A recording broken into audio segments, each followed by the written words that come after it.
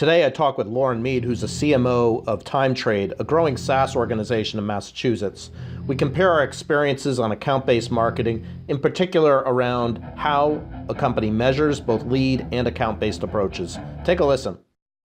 Yeah, so we started with account-based marketing almost 2 years ago now, really kind of the catalyst for why we started to explore it as a team was really around sales and marketing alignment. One of the things that's great, but also a challenge in our market is that, we do online appointment scheduling.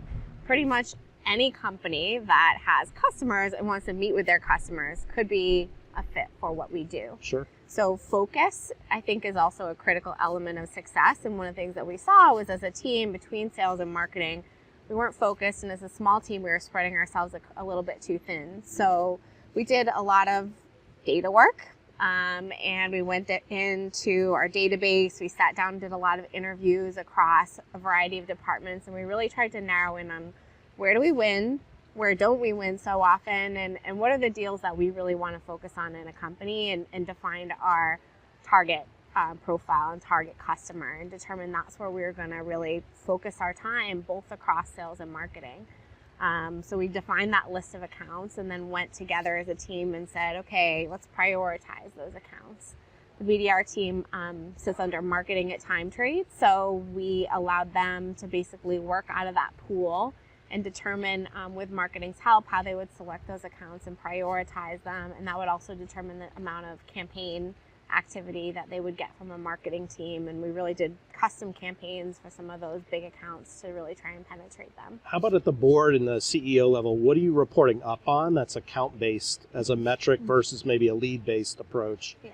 So we still, I think everyone loves the waterfall. So we still do the waterfall and follow that and look at those types of things just as a general, marketing inbound and looking at those things. We've added a lot of additional KPIs to our metrics. So we look at, of the accounts that we've worked with ABM over a period, how many of those have we engaged with and converted to sales opportunities.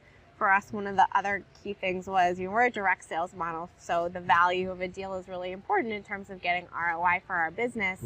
And so we look at the ASP of those particular deals. We were able to see a significant increase in the ASP when you looked at the accounts that we did ABM, those target accounts, versus the ones that we didn't.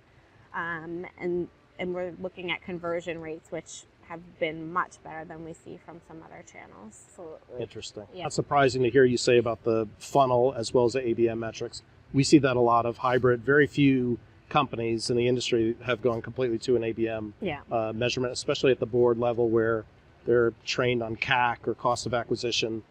So not a surprise in what you're saying. You mentioned something interesting about data, and data turns over 3% per month at the contact level. Yeah. What exactly was the data process, and who owned that? Was it sales? Was it marketing?